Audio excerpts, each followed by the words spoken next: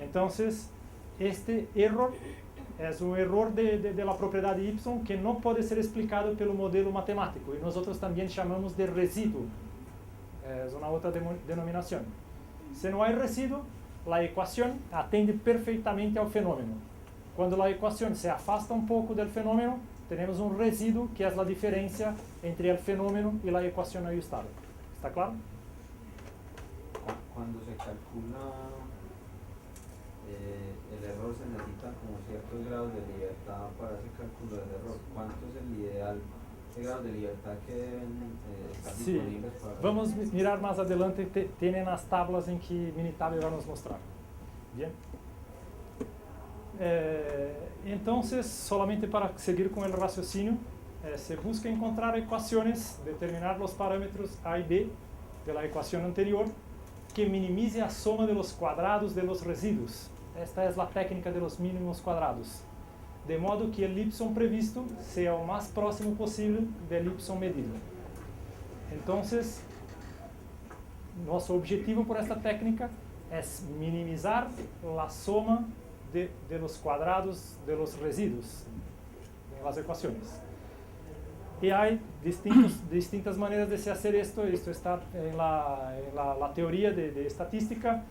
Podemos tener regresiones simples y múltiples dependiendo del número de los componentes con que estamos trabajando. En estos casos, cuando trabajamos acá, que es el caso que trabajamos, son matrices que tienen que ser construidas para hacer la solución de los modelos. Otro concepto estadístico muy importante que debemos considerar es el coeficiente de determinación, R cuadrado. No sé cómo se llaman ustedes acá. Coeficiente de determinación. Que sería una medida de calidad del modelo en relación a su habilidad de estimar correctamente los valores de la variable de respuesta y. O sea, el mejor coeficiente de determinación es aquel que es capaz de poner una ecuación que perfectamente se ajusta a una variable de respuesta que podría ser cualquier de las propiedades que estamos hablando. Podemos entenderlo también, interpretarlo como una representación de la variación de la respuesta que puede ser explicada por el modelo. O sea, cuanto más alto for este coeficiente, coeficiente de determinación, lo que pasa es que el modelo está prediciendo mejor las variaciones que la mezcla produce en la respuesta. Y por la manera en que calculamos, podemos tener estos valores son expresos en porcentaje de 0 hasta 100%.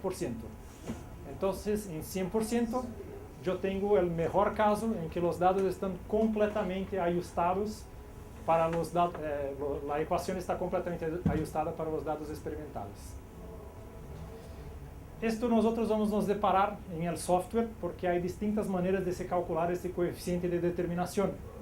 En principio, hacíamos solamente esta conta que es una somatoria de los cuadrados de los residuos dividido pelo somatorio de los cuadrados totales de los coeficientes subtraído de 1.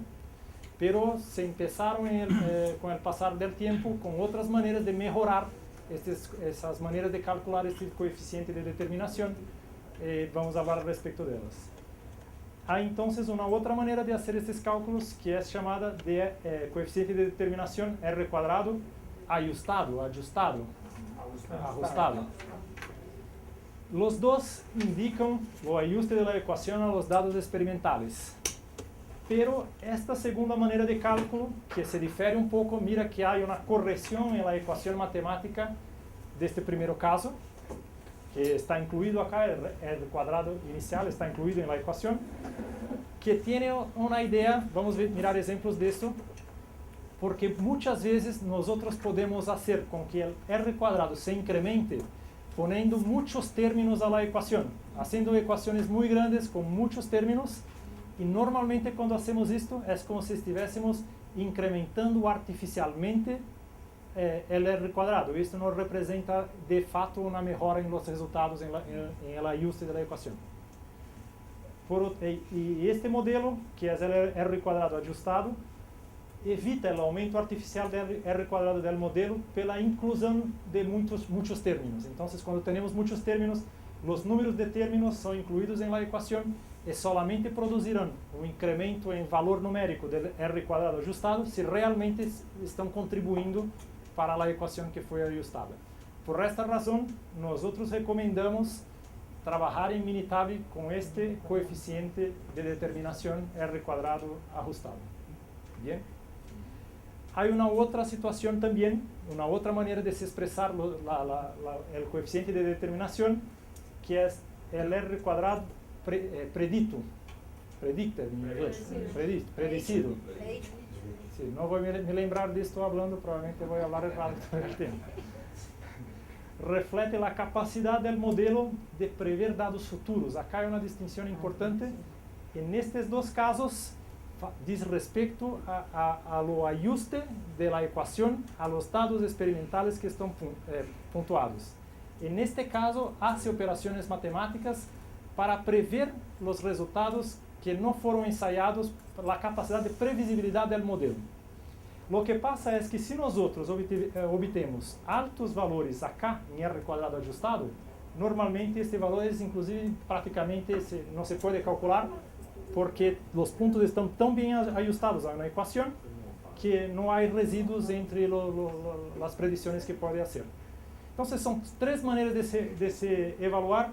Normalmente vamos a trabajar con R cuadrado ajustado, pero acá también podemos traer algunas informaciones importantes por veces. Vamos a mirar en los ejemplos también. No me queda muy claro qué quiere decir datos futuros, o son datos fuera del modelo.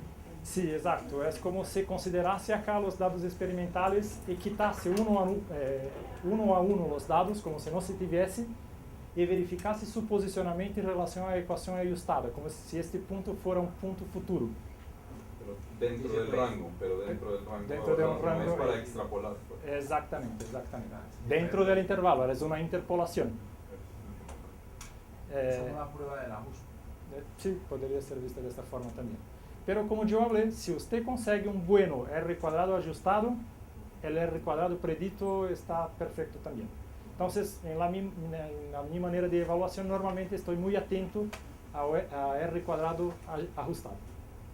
Bien.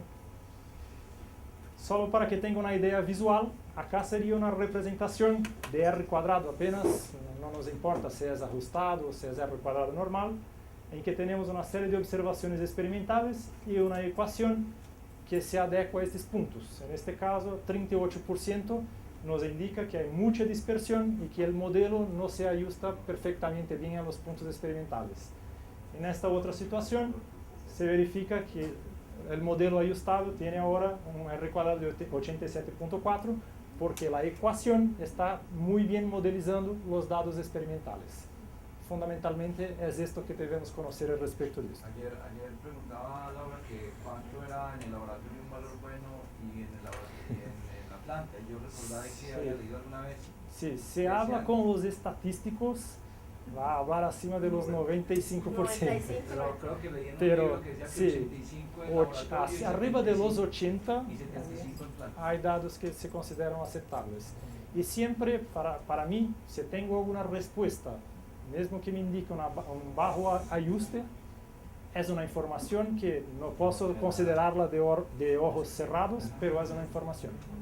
Bien. Sí, porque me recuerdo 75 querría decir que el 75 del fenómeno Sí.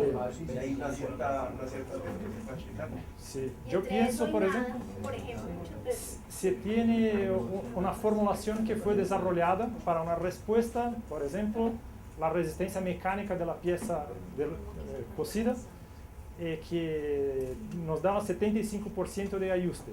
Si usted va a hacer después, va a seleccionar 10 formulaciones, tiene posibilidad de acertar los resultados en 75%, que está muy bien.